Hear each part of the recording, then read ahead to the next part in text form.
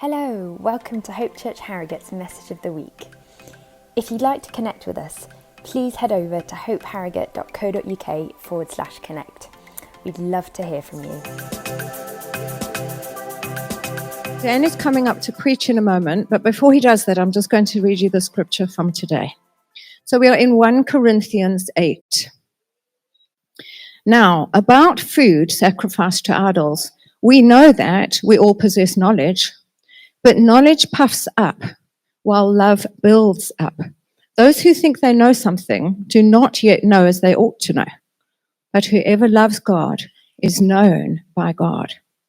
So then, about eating food sacrificed to idols, we know that an idol is nothing at all in the world, and that there is no God but one. For even if there are so-called gods, whether in heaven or on earth, as indeed there are many gods and many lords, yet for us there is but one God, the Father, from whom all things came and for whom we live. There is but one Lord, Jesus Christ, through whom all things came and through whom we live. But not everyone possesses this knowledge. Some people are still so accustomed to idols that when they eat sacrificial food, they think of it as having been sacrificed to a god. And since their conscience is weak, it is defiled. But food does not bring us near to God. We are no worse if we do not eat, and no better if we do. Be careful, however, that the exercise of your rights does not become a stumbling block to the weak. For if someone with a weak conscience sees you with all your knowledge eating in an idol's temple, won't that person be emboldened to eat what is sacrificed to idols? So, this weak brother or sister for whom Christ died is destroyed by your knowledge. So when you sin against them in this way and wound their weak conscience, you sin against Christ. Therefore, if what I eat causes my brother or sister to fall into sin, I will never eat meat again, so that I will not cause them to fall. Let's welcome Dan.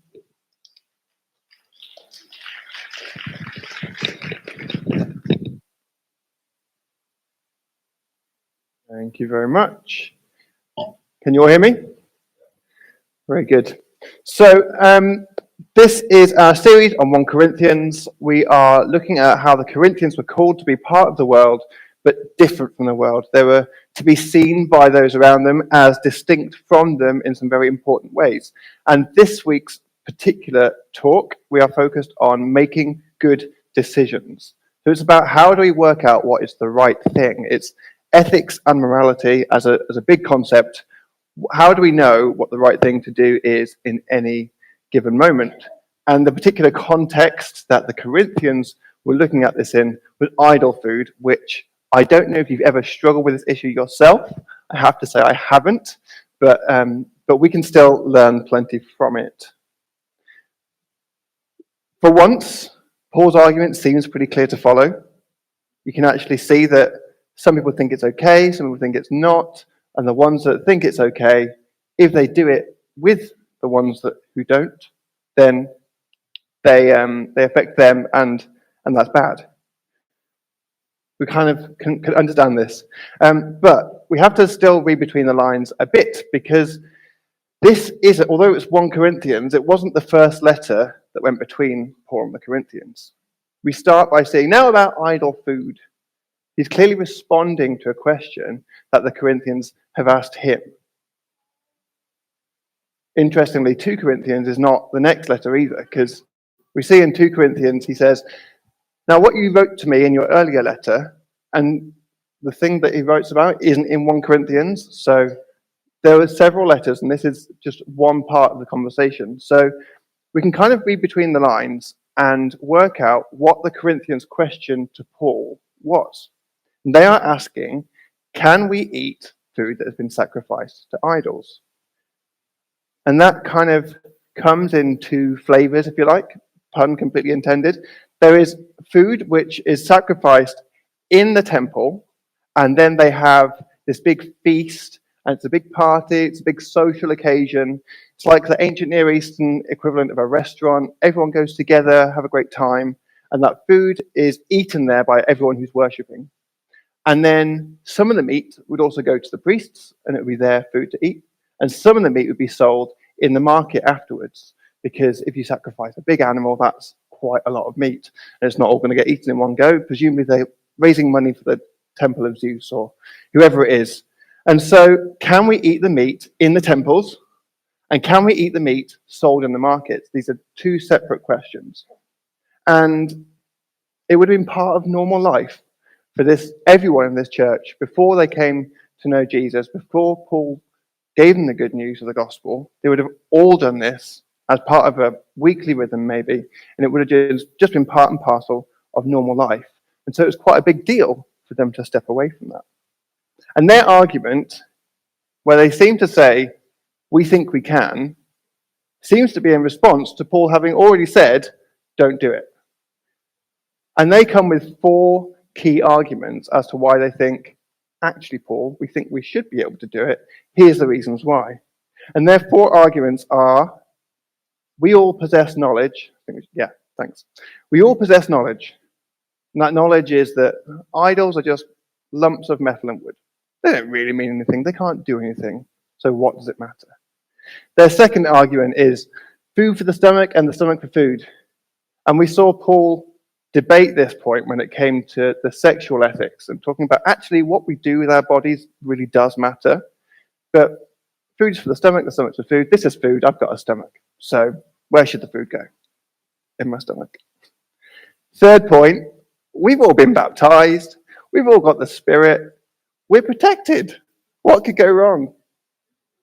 And their fourth point is you, Paul, you eat idol food. We've seen you do it. And so Paul's response will cover the next 3 chapters. So be ready for this to come up again and again throughout June and July. We're going to spend a while seeing Paul's response to this. The point about the baptism comes up in chapter 10. I'm not going to talk about that much today. The point about Paul responding to how he deals with this personally himself is all in chapter 9. So I'm really looking at the first 2 points and how Paul responds in this chapter to those 2 points. And his response here is not unique. Almost identical passage is in Romans 14 and 15, and he unpacks it a bit more and is a bit more explicit.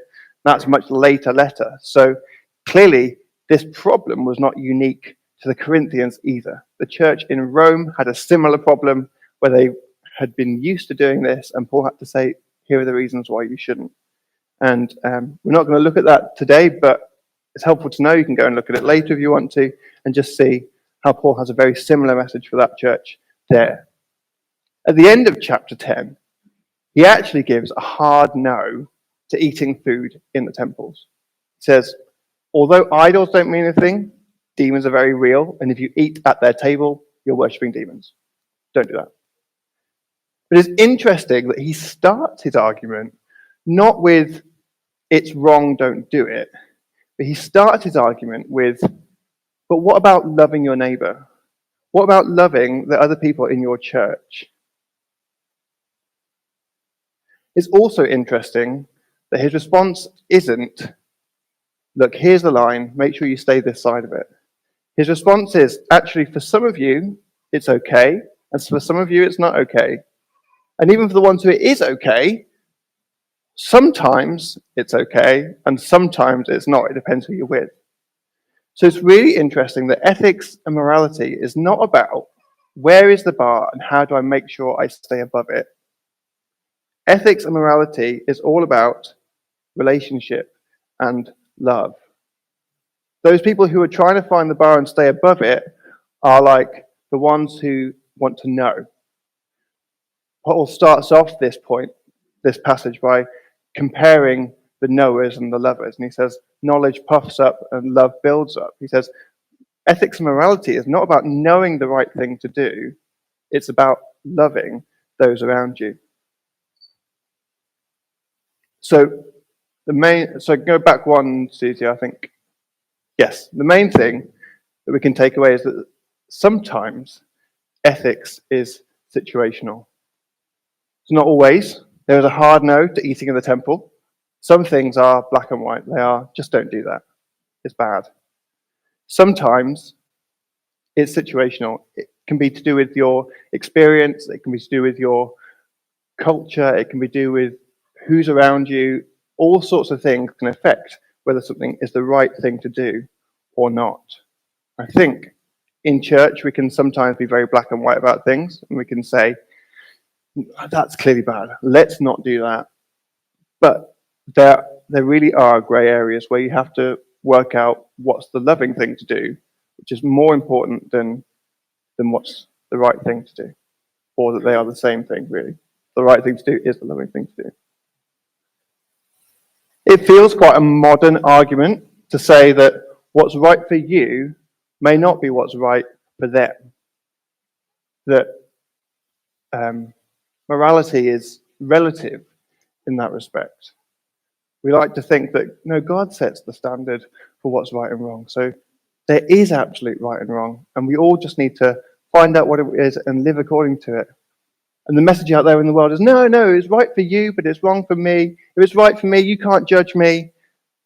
And Paul seems to actually agree with that. He seems to be saying, yeah, that's all right. It's right for them and it's not right for you. So it's a matter of conscience. It's between you and God. You work it out for yourselves. But what's completely countercultural, even in that, is once you've worked out that it's right for you, even if it's not right for them, you still choose not to do it. That's a really countercultural message, that work out what your rights are, find them, treasure them, but then lay them down for the sake of love of others. We can go on to that knowing and loving slide.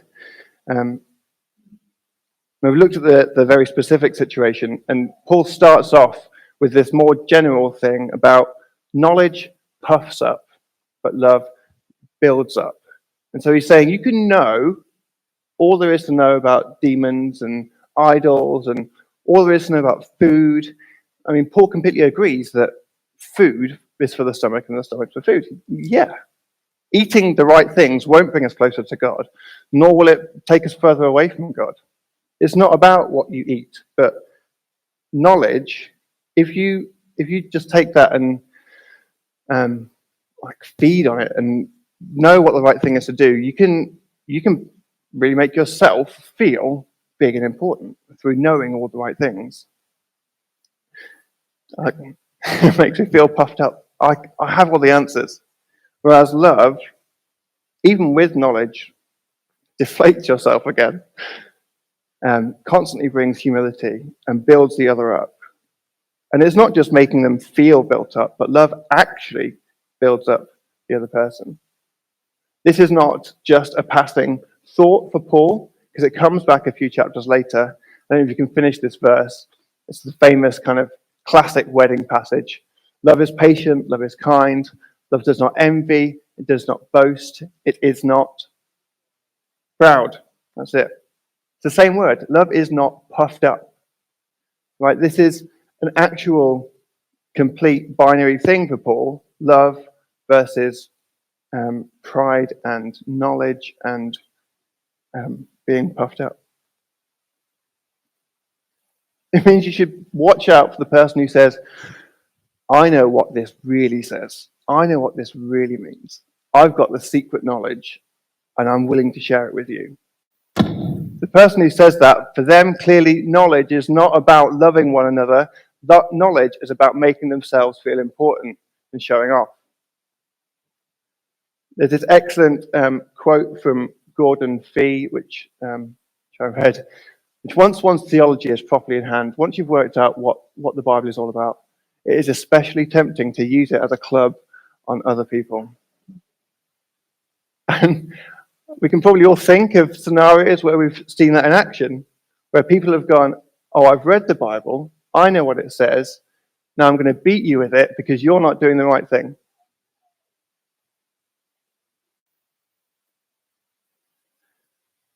Recognizing your strength, your power, and your rights, because you have Christ in your life who empowers you to do all things, and then laying down that strength, laying down your rights, is really what the Christian life is all about. It is lived out in generosity towards others, in seeing all that you've been given and choosing to love others with that. I think we have another slide which has it on. Yeah, the Christian life. To recognize all you have in Christ and to lay it down for the love of God and one another. Idol food may not be a particularly relevant example, but if I can pick on a few maybe modern contemporary issues that where this does come up, alcohol is one, and there will be many people in this room for who they think alcohol is fine to drink. I should be careful who I drink around though, because of the logic that we've seen in this passage, because it may not be loving to the person next to me. There'll be other people who see this passage and others in the Bible and think, I'm not going to drink alcohol at all because I see the danger that it poses. And both of those are completely correct and valid conclusions to come to. It's an issue of conscience. It will often come down to your own experience, those you have close relationship with, cultural ties. There may be subcultures within this country who absolutely see alcohol linked to violence, linked to other things. And so just avoiding alcohol together is a really, really sensible decision to make. But whether you choose to be careful who you drink around, or whether you choose just to not drink at all, both of those are very valid and good decisions. You should be clear in your own conscience on what you think the right thing is to do.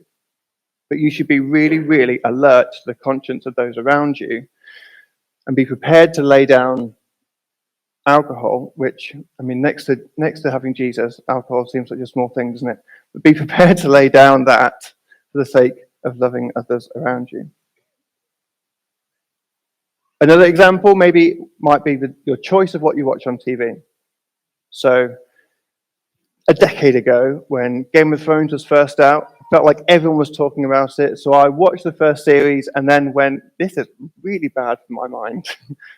And so I stopped watching it.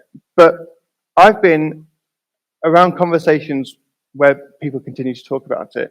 And when it's non-Christians, that's one thing. But when it's Christians talking about things that I've decided not to watch, it can make me go, maybe it wasn't as bad as I remember. Maybe it is okay. But I have to remember that even if it is okay for them, it wasn't okay for me. And so as the person who is in the weak category, as Paul would call it, the one who doesn't have the choice whether I'm going to watch it or not, I think that's his use of strong and weak here. The strong person can choose whether to watch it or not. The weak person has no choice because they need to not watch it.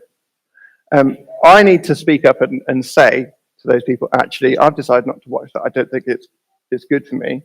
And then they know to be careful how they speak around me.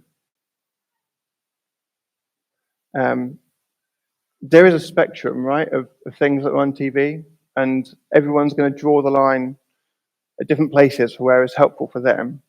And that is, again, it's a matter of conscience. It depends on your experience. It depends on all sorts of factors around you. But we should always be prepared to lay down anything, even if you draw the line here and you think all these things are fine, we'd lay them all down for the sake of loving others. There are many other examples I could give. Crossing the road. Am I going to go when there's a red man? We're legally allowed to, right? It's my right. But if there's a child next to me learning to cross the road, the loving thing to do is to lay down my right to cross the road whenever I want to, for the sake of loving someone else. Swearing or watching TV with swearing. I might know that that's wrong, and I can watch TV and know that that's wrong, but who am I going to watch it with? Betting or gambling. It's clearly very unhealthy for some people, and so we should all not do it, maybe. Or where does a school raffle come into that? And there's a line, isn't there, somewhere? You've got to find the line. But if it's unhelpful for someone else, we can lay down even the things that we've decided are okay for us to do. Buying luxuries. At what point does that become unhelpful? What clothes do we wear? At what point is it unhelpful for someone else? And even though I know it's okay to wear the things that I want to wear, I will lay down my right to wear whatever I want to wear because I know it's going to be unhelpful for someone else. And isn't this just Jesus' entire life? God created the entire world. He could have created it exactly how he wanted to. And when humans didn't do what he wanted them to do, he could have made the world perfect by himself. But he laid down his right to do that because of love. And we see that pretty much every story in the Bible where humans do the wrong thing, but God continually empties himself, lays down his right to do things his own way because he chooses to partner with humans. Jesus was, I'm sure, pretty comfortable ruling at the right hand of the Father, but he gave up what it means to take on humanity so that he could love us. He was constantly misunderstood, constantly abused and heckled and physically, violently attacked, and yet at any moment he could have changed that situation, but for the love of humanity he didn't. He was tempted in the desert, and the devil said to him, "Won't you throw yourself off this high building and the angels will catch you?" And that's not a particular temptation I can say I've ever faced, but it must have been so tempting for God to say, "Yeah, Jesus, these angels will attend to me. These angels, it's your right to command these angels to do whatever you want." But Jesus' response was, "Do not tempt the Lord your God." He was willing to lay down everything that he was entitled to. He could have spent his time going around every town that he preached in. His reputation was such that he could have gone to the ruler of that town and had an audience with them straight away. But he always went to the home of the outcast, the home of the poor, the home of the misunderstood, the home of the sinner, not to condone their behavior, but to choose to lower himself in order to love them. It can feel like a small thing when we consider what is the right thing to do, and then to give that up. But that is what the Christian life is in terms of being Christ-like, in terms of drawing others into the love of God.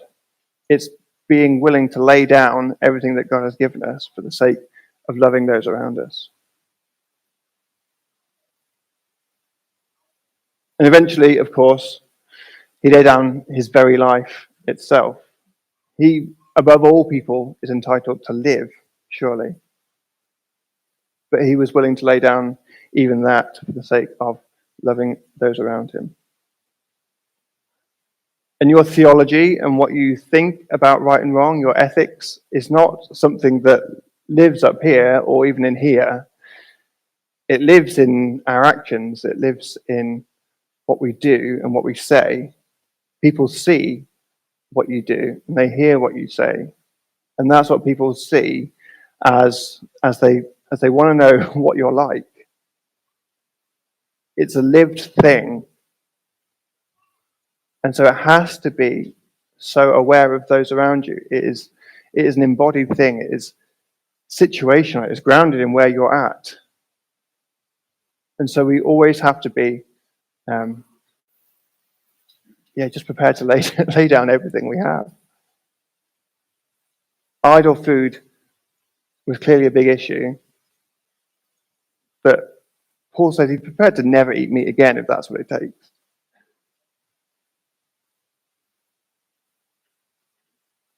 We have one last slide. I think it's got a Philippians passage on it. I think this sums it up for Jesus, who, being in very nature God, did not consider equality with God something to be used to his own advantage. Rather, he made himself nothing by taking the very nature of a servant and being made in human likeness. Jesus was prepared to lay everything down, even though he was God himself. And so there's a moment, isn't there, just to stop and reflect. I wonder if Rob, you come back up, and give us some music just while we reflect. Is there anything that you've been doing in your life, generally, habits that you have, where you know your conscience is clear, this is absolutely fine, but have I not been loving others by exercising my rights? It's a very specific question, but this is the one that the passage asks of us.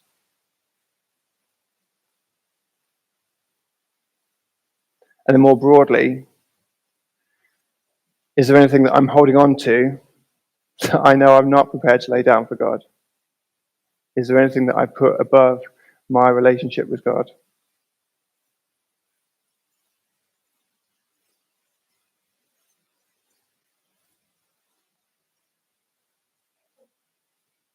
I'll just pray for us, and then we'll stand and we'll sing together again. But you just want to hold out your hands.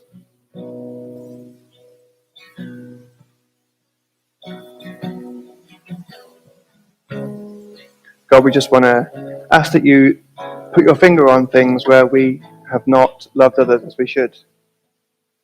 Even where we know our consciences are clear, where we've relied on our knowledge and puffed ourselves up rather than loving others. We just want to commit to laying down anything that we need to lay down for the sake of loving others and loving you. We want to be more Christ-like. We want to reflect you to the world. We want to glorify you.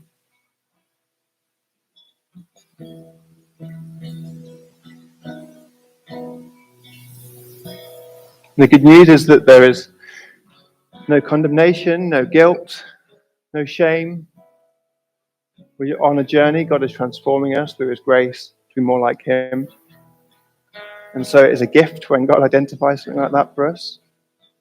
We can grow, we can become more Christ-like, we can glorify him more. We can remember all that God has laid down for us, all that Jesus has sacrificed for us. Allow that grace and the Spirit of God to motivate us to lay down more. Guilt and shame are powerful motivators, but ultimately they won't transform us. Love and the Spirit of God are what we need. And so as we sing, we're going to just enjoy remembering all that God has laid down for us. Commit again to laying down things for the sake of others around us.